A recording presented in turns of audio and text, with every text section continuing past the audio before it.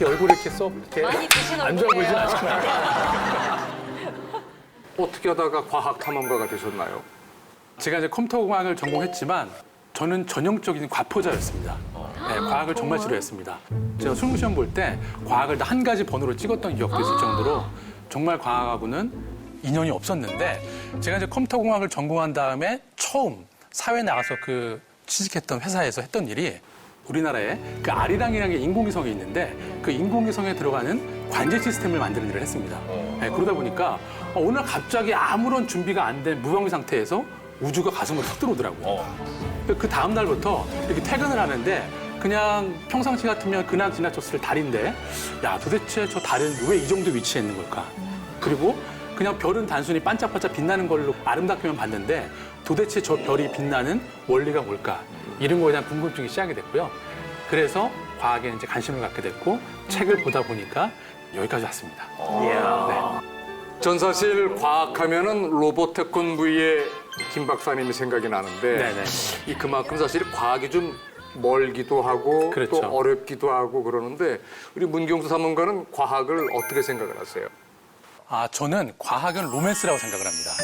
어머나. 네, 제가 이제 탐험을 하다 나사 과학자들하고 이제 자주 탐험을 다녔는데 한 과학자가 이런 얘기를 해주는 거예요. 자기가 이제 우주를 연구하는 학자다 보니까 이제 지도 교수랑 같이 연구를 많이 했는데 교수가 연구하는 걸 전혀 터치하지 않았대요. 대신에 1년에 한 번씩 또 검사하는 게 하나씩 있었답니다. 그게 뭐냐면 적어도 1년에 2번 이상 뉴욕 필라모니 오케스트라 수준의 오케스트라에 가서 브람스 교향곡을 듣고 오라는 얘기죠. 네, 이건 뭐냐면 이렇게 미지의 공간인 우주를 연구하는 학자라면 이 정도의 예술적인 감성이 없이는 할 수가 없다는 거죠. 네, 그런 측면에서 보면 저는 정말 과학은 로맨스인 것 같습니다. 실제 본인도 그런 로맨스를 하고 계시나요? 아니면 하셨던가요? 했던 적이 있죠. 네, 제가 이제 한 10년 전에 처음으로 제 아는 지인들하고 같이 조그맣게 탐험대를 꾸려서 이제 호주로 탐험을 간 적이 있는데 첫날 이제 길도 잘 모르겠고 뭔가 막다른 골목에서 배는 고프고 이렇게 라면을 끓여 먹고 있었는데 뒤를 딱 돌아봤더니 은하수가 바로 눈앞에 있는 겁니다. 그걸 그때 봤던 그 사람 중에 한 명이 이런 얘기를 했어요. 만약 실에 빠진 아이들이 이 별을 한 번만이라도 볼 수 있다면 자기의 존재를 다시 생각하게 될 것 같다라고 그런 얘기를 해주더라고요. 근데 바로 그 얘기를 한 사람이 지금의 제 와이프입니다.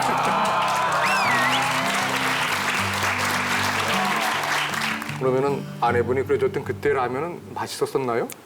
맛있었고요. 하여튼 중요한 거는 그렇게 호주 탐험을 처음 갔다 와서 한국에 돌아온 직후에 바로 아이가 생겨서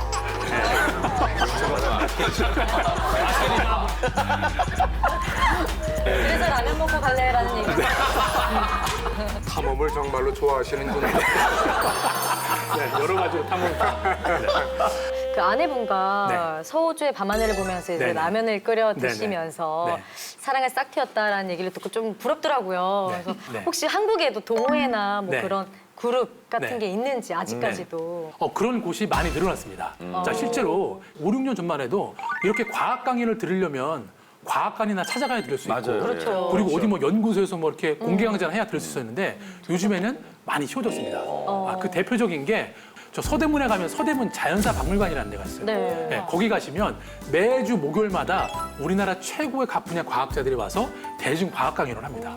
네, 그리고 끝나면 집에 가는 게 아니라 그 밑에 있는 치킨집에 가서 치킨을 먹으면서 재밌다. 또 여러 가지 이야기를 합니다. 근데 재밌다. 그거를 듣기 위해서 전국에서들 오세요. 좋겠다. 막 모여서 재밌게 노는 거죠.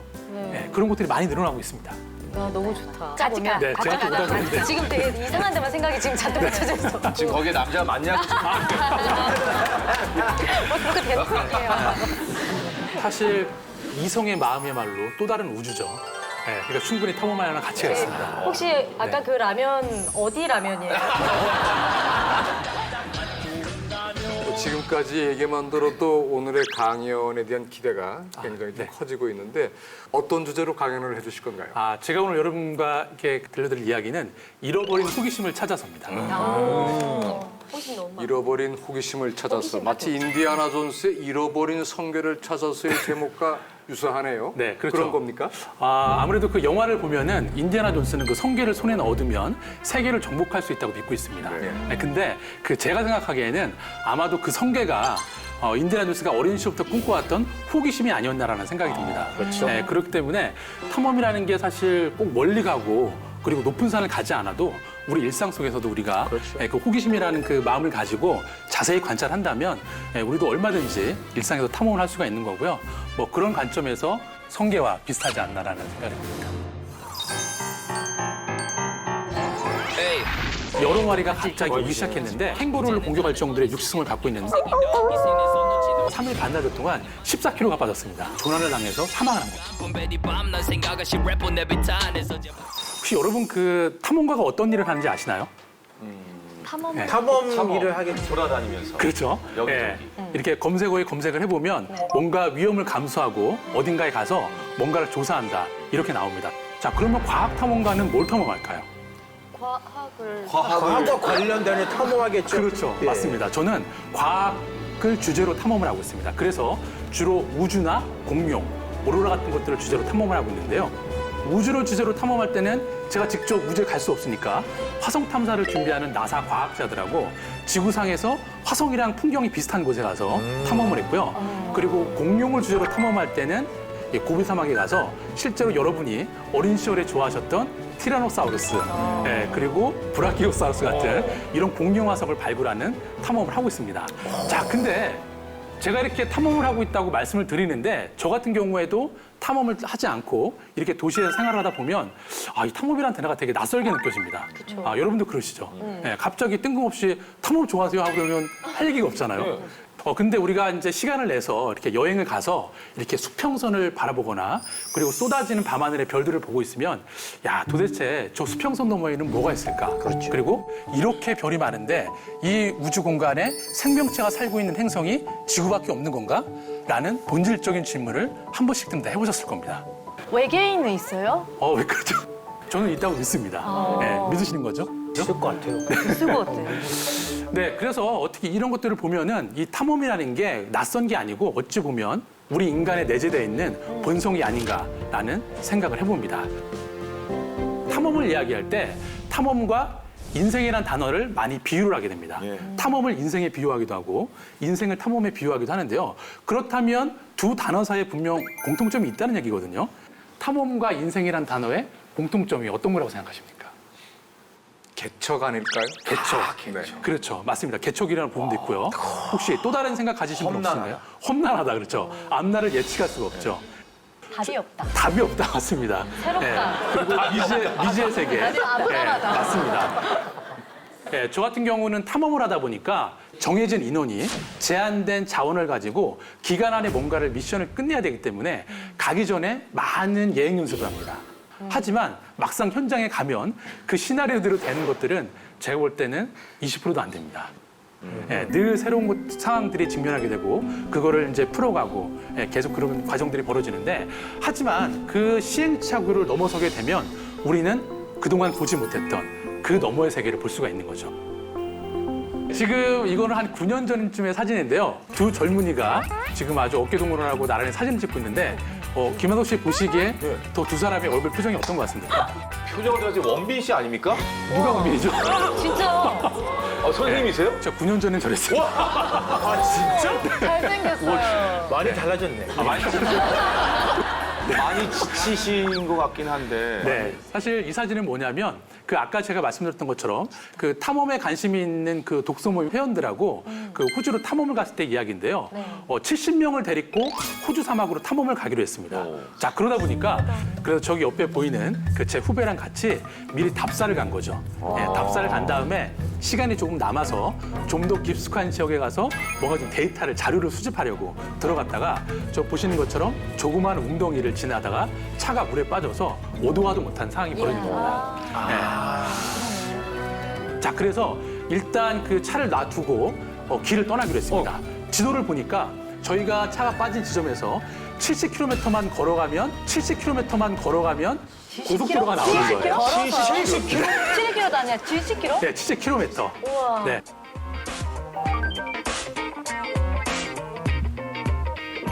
왜 그랬냐면 어쨌든 둘 다 군대는 갔다 왔으니까 군대 시절에 행군하던 기억을 떠올려 보니까 하루 반 정도면 충분히 갈 수 있다라는 생각이 들었고 사실 더 확신이 들었던 건 뭐냐면 그 호주 지도에 대한 확신이 있었습니다. 호주 같은 경우는 워낙 오지 환경이 많다 보니까 지도를 만들 때 엄청나게 많이 공을 들입니다. 그래서 호주 지도에 이만큼이라도 선이 거 있다는 얘기는 지도회사 직원들이 차를 타고 거길 갔다 왔다는 얘기입니다. 이야. 예, 그렇기 때문에 호주 지도에 대한 확신 같은 건 있었습니다. 그래서 어쨌든 생존에 필요한 침낭이랑 그리고 버너 그리고 기록을 어쨌든 남겨야 되니까 카메라랑 노트북만 챙긴 채 길을 떠나기 시작한 거죠. 자, 근데 먹을 거는 전혀 없었습니다. 저희가 분명 차를 타고 하루면 여기를 지나갈 거라고 생각을 해서 먹을 건 준비를 못했고 다행스럽게 그 간식으로 남겨뒀던 오렌지가 하나 있었습니다. 자, 그래서 어쨌든 두 남자가 오후 1시부터 길을 걷기 시작했는데 한 3시간쯤 걷고 나니까 같이 갔던 저 후배가 탈진 증세가 옵니다. 예. 저 지역이 호주 북쪽에 있다 보니까 적도 부분이랑 그 위치가 가깝기 때문에 한낮의 기온이 40도에서 45도를 가깝습니다. 예, 그러니까 탈진할 만하죠.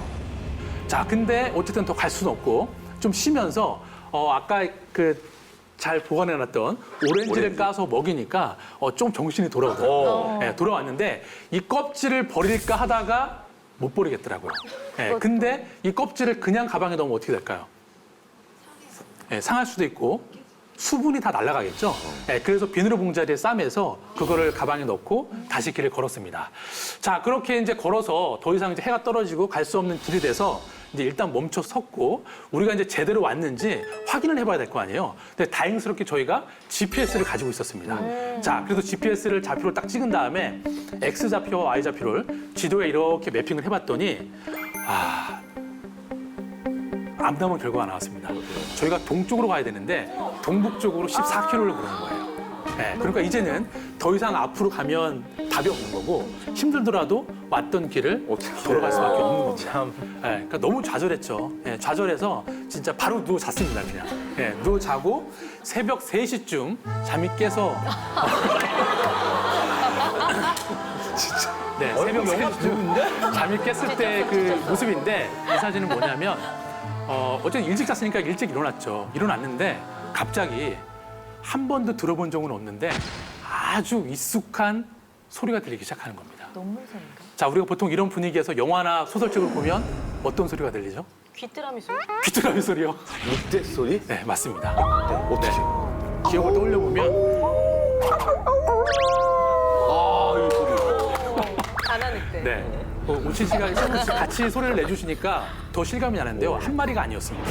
네, 여러 마리가 갑자기 오기 시작했는데 호주에는 늑대는 안 살지만 딩고라는 늑대개가 살고 있습니다. 네, 유일하게 캥거루를 공격할 정도의 육식성을 갖고 있는데 그 딩고 떼들이 울기 시작한 겁니다.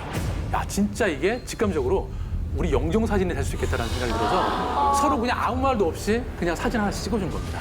네, 그때 표정인데 일단은 어떻게? 네, 근데 일단은 어쨌든 가만히 있을 수는 없잖아요. 늑대 울음소리가 들렸는데. 그래서 제가 선배니까 뭔가 좀 결정을 내려야 되겠죠. 그래서 우리가 이제 그동안 30몇 년을 살아오면서 그 쌓아왔던 지식들을 다 머리에 모아보니까 이런 상황이 되면 일단 불을 피워서 맞아요. 방어벽을 구축해야 됩니다. 네, 그래서 일단 불을 피우긴 했는데 그나마 다행스러웠던 건 뭐냐면 호주에 가면 그 향수의 원료로 많이 쓰이는 유칼립투스라는 나무가 있습니다. 네, 근데 그 나무가 기름 성분이 많이 포함이 돼 있고요. 그리고 저때 날씨가 아주 뜨거운 건기다 보니까 바싹 말라 있어서 다른 불쏘시개가 없어도 금방 불이 붙었던 거예요. 네, 그래서 어쨌든 불을 피웠죠. 자, 그런 다음에 여명이 뜨면 바로 왔던 길로 돌아가기 위해서 이제 다시 짐을 재정비했습니다. 어쨌든 최대한 짐을 가볍게 해야 더 빨리 도망갈 수가 있으니까요. 자, 일단 노트북에서는 하드 디스크만 분리를 하고요. 그리고 카메라에서는 메모리 카드만 빼고 그리고 더 버릴 게 없나 생각을 하다가 마지막으로 침낭 필을 버렸습니다. 그게 무게가 얼마나 나겠다고. 근데 심리적으로 이 피라도 버려야 좀 더 무게가 줄어서 우리가 더 빨리 갈 수 있다라는 생각이 든 거죠. 자, 그리고 지도에다가 이렇게 적었습니다. 몇 월 며칠 몇 시에 2명의 아시아인이 여기에서 이쪽 방향으로 걷기 시작했다. 근데 우리가 목적지가 없다. 그러니 만약 이걸 발견한다면 우리를 좀 찾아와 달라라는 글을 쓴 채로 길을 떠났죠. 자, 어쨌든 결론부터 말씀을 드리면 저희는 3일 반나절 동안 200km가 조금 넘는 거리를 걸어서 호주 원주민 마을에 도착을 해서 구조를 당했습니다.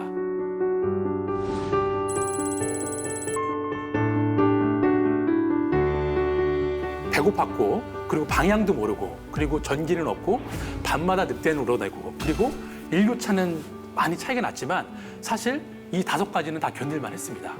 그러면 어떤 게 제일 견디기 힘들었을까요? 화장실. 화장실. 네, 그렇죠. 휴지 없으니까요. 화장실은 너무나 많습니다. 네. 널린 게 화장실. 그러네. 몸만 돌리면 화장실이죠. 자, 만약에 지민 씨가 그런 경우였다면 어떤 게 가장 힘들었을까요? 먹는 거. 먹는 거? 그렇죠.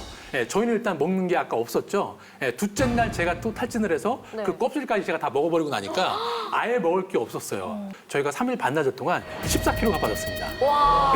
14kg 빠졌습니다.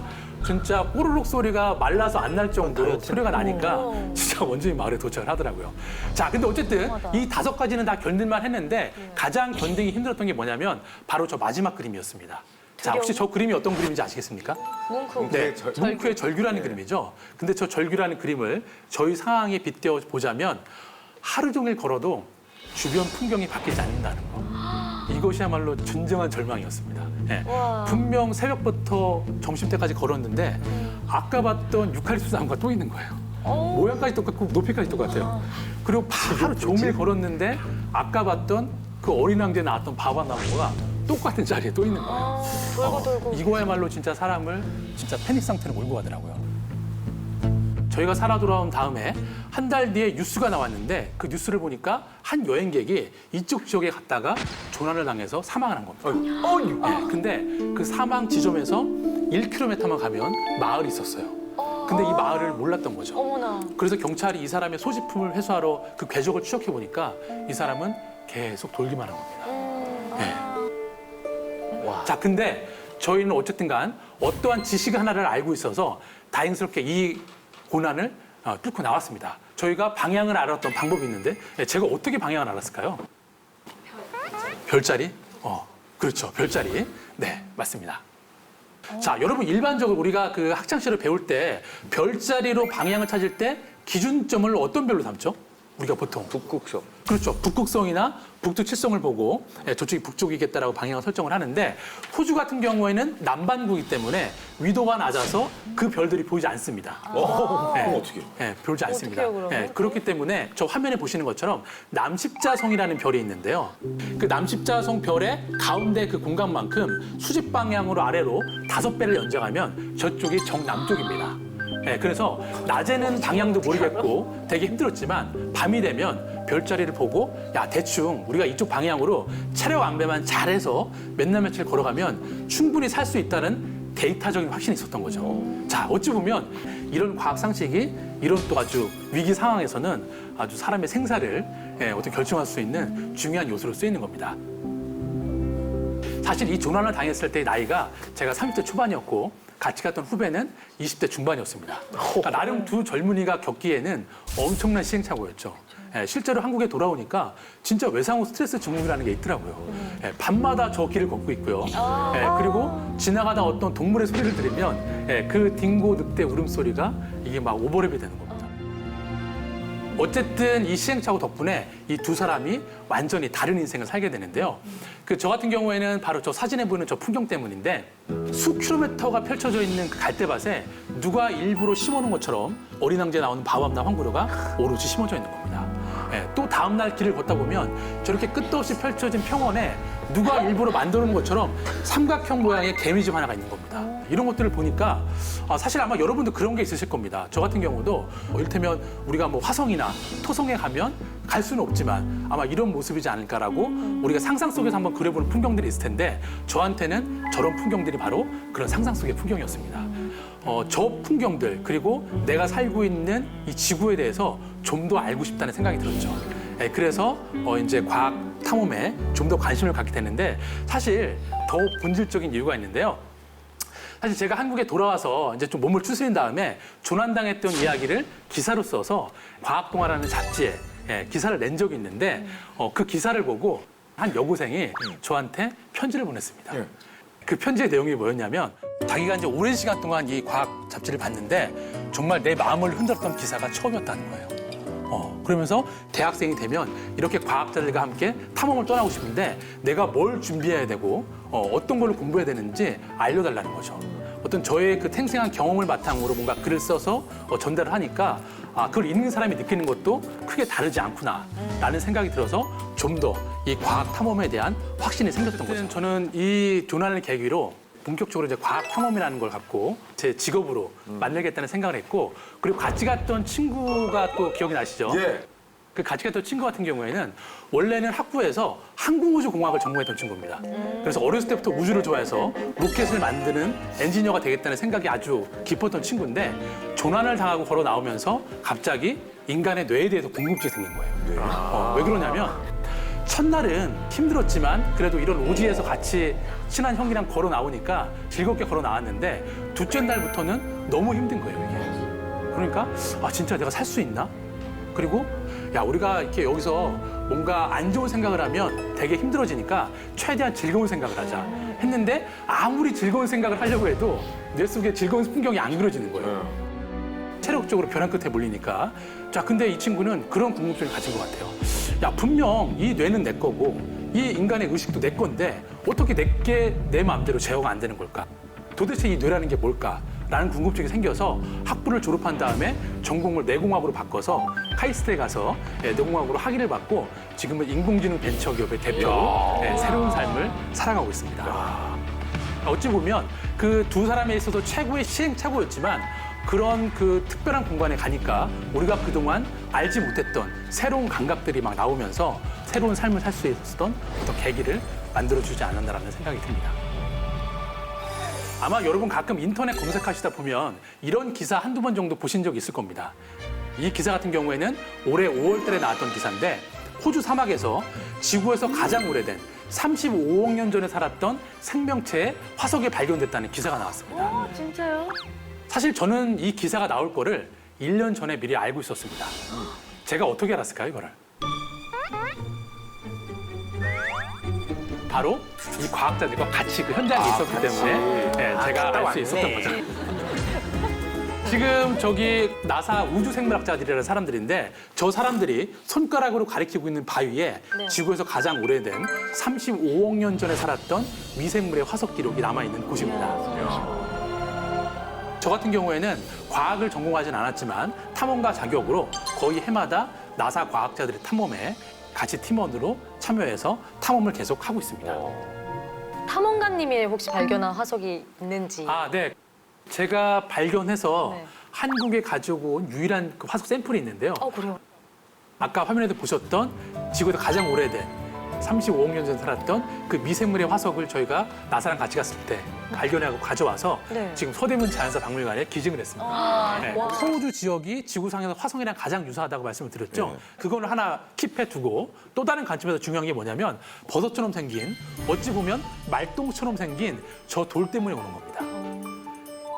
저 돌의 이름이 스트로마톨라이트라고 불리는데, 저 스트로마톨라이트의 별명이 바로 위에 적혀 있는 숨쉬는 바위입니다. 저 바위가 숨을 쉬고 있습니다. 이것 때문에 과학자들이 여기를 아주 집중적으로 탐험을 하는 겁니다. 그래서 이 나사 과학자들이 이 스트로마톨라이트가 있는 해변가에 가서 연구하는 건 딱 두 가지입니다. 아직도 산소를 만들어내는 미생물이 광합성을 해서 산소를 뿜어내고 있다면 물속에 들어가면 뭐가 보일까요? 공기가 올라가겠죠. 산도 깊어가 보이겠죠. 그래서 저렇게 스노클링 장비를 착용하고 바닷속에 들어가서 산소 기포방울을 관측을 하게 되고, 그리고 아직도 이 산소를 만드는 미생물이 이 암석에 살고 있는지 샘플링을 해서 확인을 하게 되는 거죠.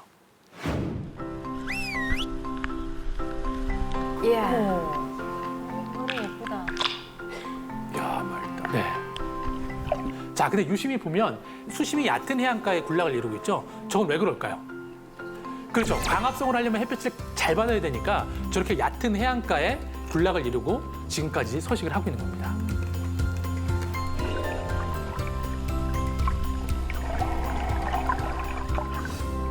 제가 스노클링을 한 데가 여기 서 있는 과학자들 뒤쪽에는 해변가고, 그리고 거기에 같이 갔던 과학자들의 모습인데, 여러분은 일반적으로 과학자 하면 떠오르는 이미지가 어떤 것들이 있으신가요? 과학자. 흰 가운, 그렇죠. 흰 가운. 90%가 흰 가운 얘기를 합니다.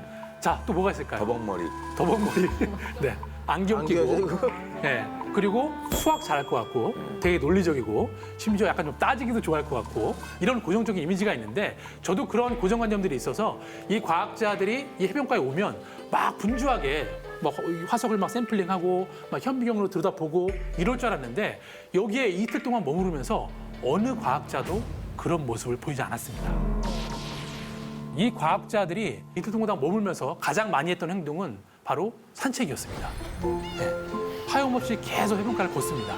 그러다가 가끔의 팔짱을 끼고 저 스트로마톨레이트가 있는 먼 그 인도양의 수평선을 지그시 바라봅니다. 그리고 가끔 내뱉는 말이 딱 두 마디밖에 없었어요. 뭐였냐면 How beautiful, 네. How amazing. 물론 뭐 밥 먹으러 가자, 돌아가자 얘기를 했지만 제가 가장 많이 들었던 말이 그 두 단어였습니다. 제가 그래도 둘째 날에는 헷갈렸어요. 아니 내가 시인들하고 탐험을 했나?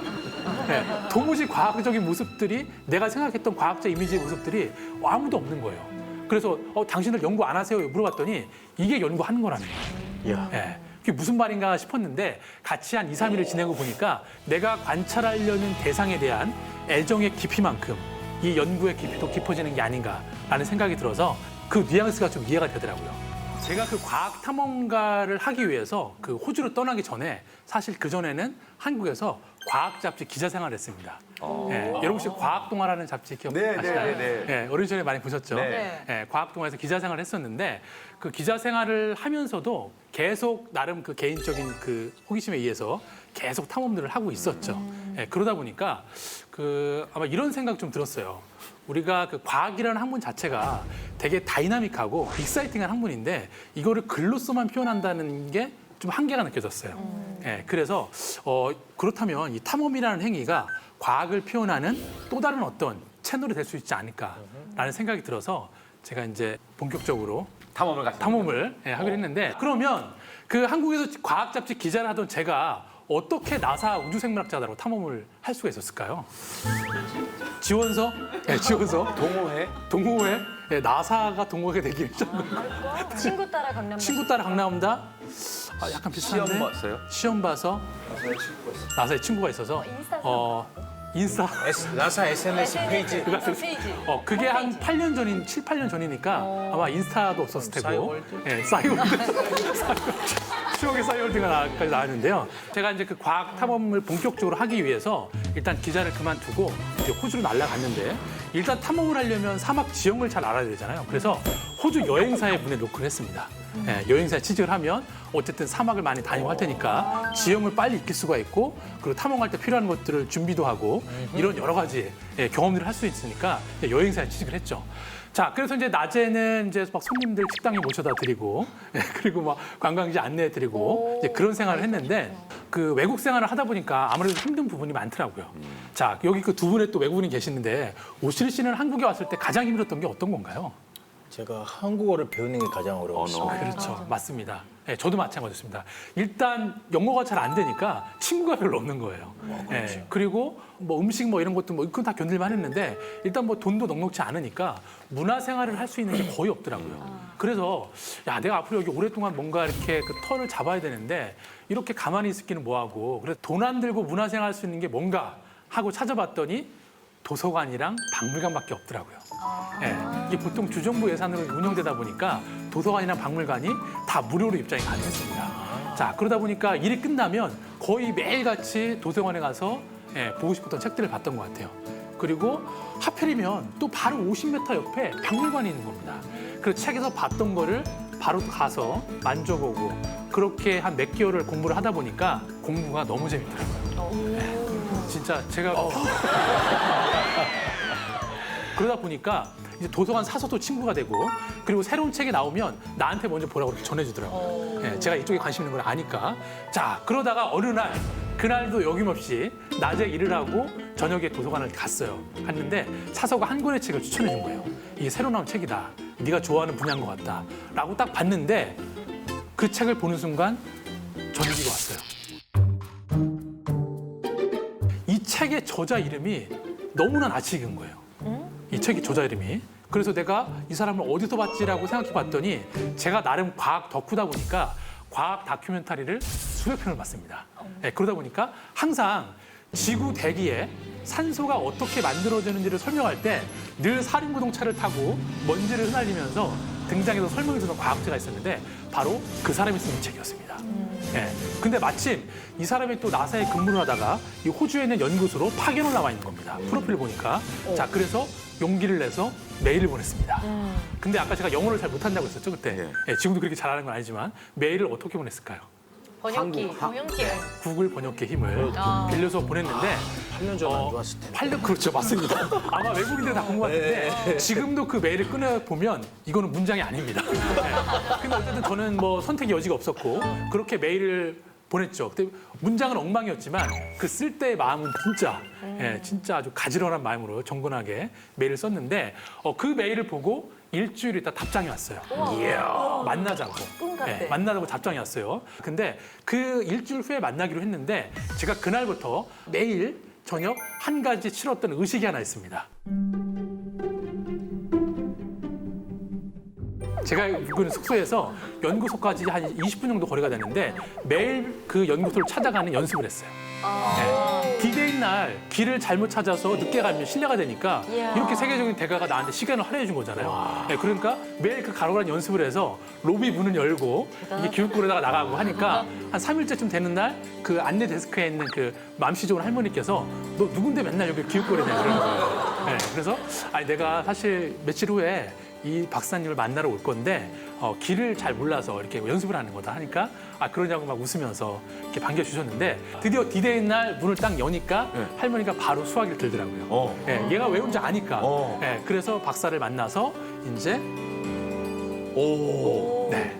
바로 이 앞에 있는 마틴 반 크라네노크라는 나사 우주생물학자를 만나게 됐습니다.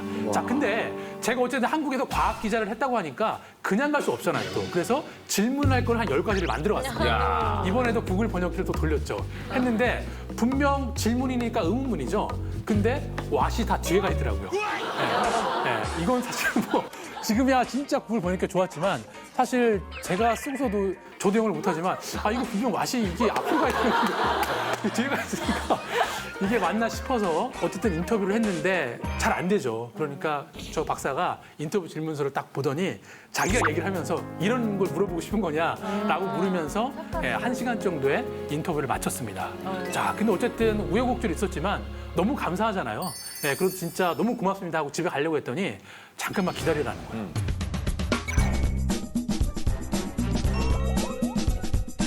진짜 멀리서 왔는데 이렇게 가면 아쉽지 않냐. 그러니까 내가 30분만 있으면 연구소가 끝나니까 그 시간까지 기다리면 내가 연구소 내부를 너한테 다 보여주겠다.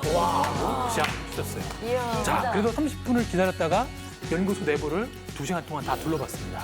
자, 심지어 이런 그 과학자들의 고관 창고라고 불리는 샘플 보관실에 가면 수십억 년 전에 살았던 미생물들 화석들이 엄청나게 많거든요.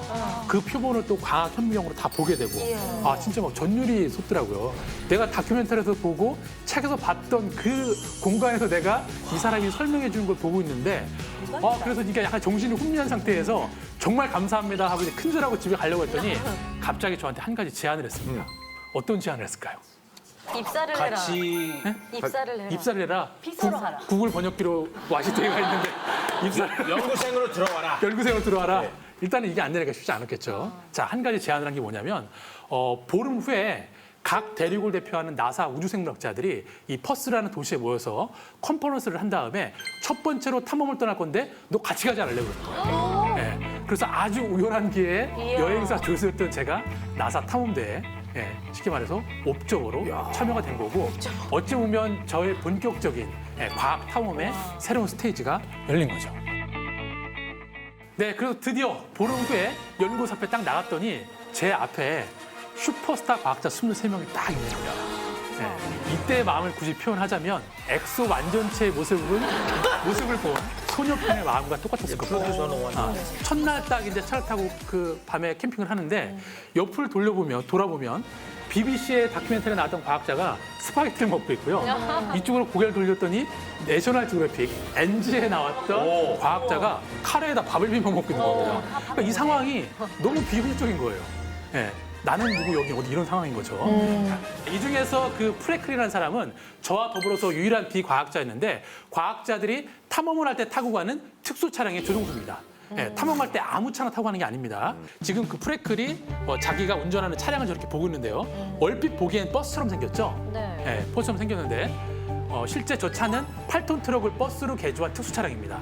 그래서 한 번 주유를 하면 논스톱으로 1,500km를 갈 수가 있고요. 그리고 23명이 열흘 동안 먹을 식량이 다 탑재가 되고 심지어 차량 안에 화장실까지 있습니다.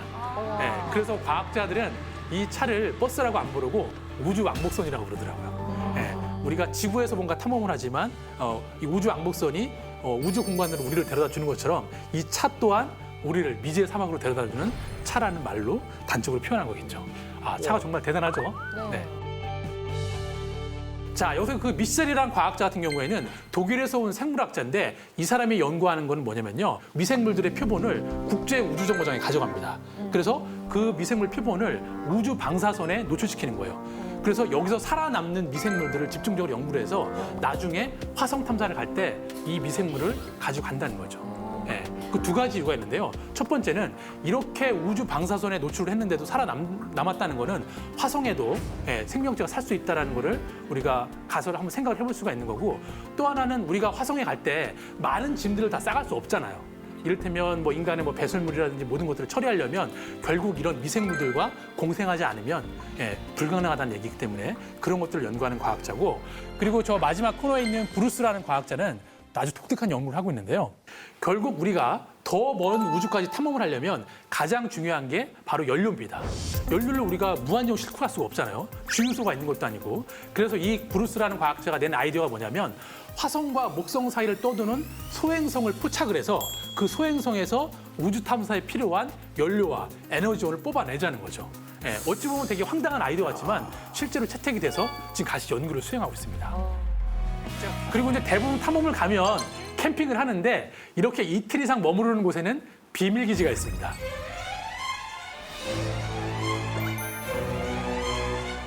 여러분 딱 보시기에 비밀 기지 같아 보이나요? 네. 마구간 아니에요?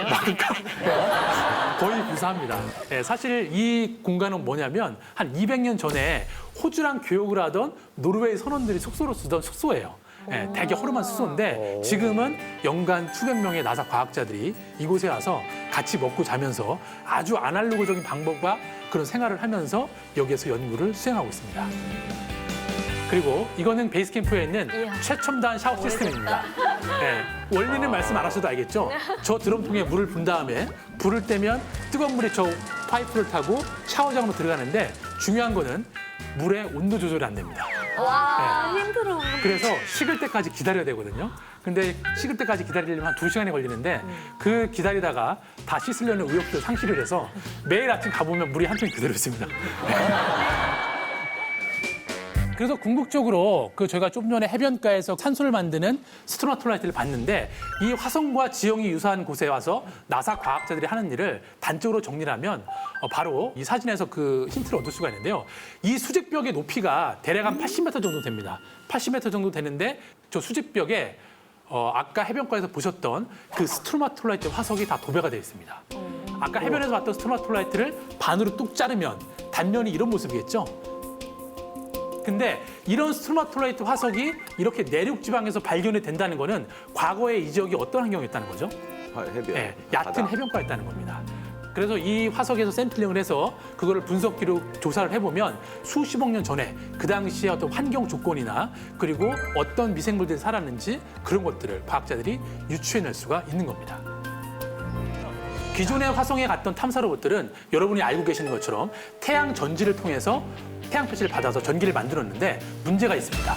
여러분 혹시 영화 마션이라는 영화 보셨나요? 네. 거기처럼 화성에 모래폭풍이 불어버리면 모래먼지가 태양 전지를 덮어버리니까 충전이 안 되는 거죠.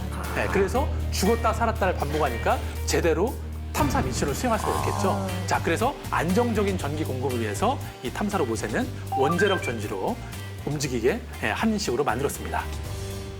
자, 근데 앞으로 더 멀리 우주 탐사를 하거나 더 오래 화성 탐사를 하려면 배터리도 안정적이어야 되고 그리고 모든 탐사 장비들이 작아야 됩니다. 그래서 요즘에 나사에서 아주 이 전공자들을 많이 채용을 하고 있습니다. 자, 어떤 전공자냐면 바로 종이접기 전문가입니다. 종이접기 전문가입니다. 나사와 종이접기 어떤 연관성이 있을까요? 자, 지금 화면에 보시는 저 동그란 저 판넬은 뭐냐면 앞으로 5년 뒤에 발사할 화성 탐사 로봇에 들어갈 태양 전지입니다. 자, 근데 지금 보기에는 엄청 크죠? 네. 근데 아까 제가 최대한 작게 만들어야 된다고 했죠? 저거를 탐사 로봇에 실으면 작은 게 아니잖아요. 자, 그래서 이 종이접기 전문가들이 태양열 전지를 자그맣게 접었습니다. 자, 다시 한번 볼까요? 자, 저렇게 조그맣게 펼치면 저렇게 넓어집니다. 자, 그래서 제가 오늘 여러분께 드리고 싶은 메시지 중에 하나가 뭐냐면, 자, 여러분 지금부터 한 10년 정도 종이접기 열심히 하시면 나사에 가실 수가 있어요. 진짜요? 자, 이거 그냥 하는 얘기 아닙니다. 특히나 학부모님들 잘 들으셔야 할 게 뭐냐면은 결국 종이접기라는 거는 내 생각을 빠른 시간 내에 이렇게 프로타이핑을 해볼 수 있는 생각을 정리할 수 있는 도구이기 때문에 실제로 요즘에 기계공학이나 로봇공학 그리고 다양한 산업 분야에서 그 수요가 점차 올라가고 있습니다. 자, 그렇기 때문에 아이들이 종이접기에 빠져있다고 해서 빨리 공부해라고 하실 필요가 없습니다. 진짜 전문적으로 하면 나사에 가실 수가 있습니다. 단 전제 조건은 있습니다. 우리가 지금 종이접기 종이를 사면 접는 방법이 다 나와 있잖아요. 네. 나사에 가시려면 접는 매뉴얼이 없는 이 세상에 한 번도 존재하지 않는 물체를 내가 스스로 접을 줄 알아야 되겠죠. 네. 부모된 입장에서 네네. 기초 과학을 네. 공부한다 그러면 네. 솔직하게 먹고 살기 힘들 것 같다는 생각이 훅 드는데 그렇죠. 전문가로서 네. 앞으로의 기초 과학의 네. 전망은 어떻게 보시냐고 궁금합니다. 그 부분은 되게 어려운 질문인데 제가 명쾌하게 답변드릴 수 있는 게 뭐냐면 네네. 우리나라 아이들 보면 어린 시절에 공룡을 다 좋아하죠. 네. 공룡 이름 수백 개를 다 외웁니다. 근데 4학년 되고 5학년 되는 순간 갑자기 외웠던 공룡들이 다 잊혀져요. 예. 예, 그리고 주변에서 공격을 당합니다. 야, 이렇게 중학생이고 초등학생이고 고학년인데 아직까지 공룡을 좋아하면 어떻게 하냐. 이런 질문을 많이 받습니다. 자, 근데 왜 그러냐면 한석 씨 말씀처럼 공룡을 전공하고 잡을 구할 수 있는 곳들이 많지 않기 때문에 그래요. 되게 제한적이라는 거죠. 이를테면 뭐 연구소에 간다거나 아니면 대학에 가서 교편을 잡는다거나 이 정도인데 제가 외국에서 탐험을 하면서 만났던 과학자들의 행보는 완전히 달랐습니다. 공룡을 전공을 하고 심지어 박사학위를 받고 나서 이 사람은 연구소나 대학에 가지 않았습니다. 어딜 갔냐면 디즈니나 픽사에 갑니다. 네, 자기가 어린 시절부터 평생을 좋아했던 공룡이고 심지어 그거에 대한 박사 학위까지 있어요. 이런 지식을 가진 사람이 디즈니나 픽사에 가서 공룡 애니메이션을 만든다. 경쟁이 될까요? 경쟁 안 됩니다. 아이들에게만큼은 탐험이 사치가 아니었으면 좋겠어요. 어떻게 아이들한테까지도 탐험이 사치면 이게 사람 사는 세상인가요? 아름답다. 적어도. 네, 제가 하고 싶은 게 그런 겁니다.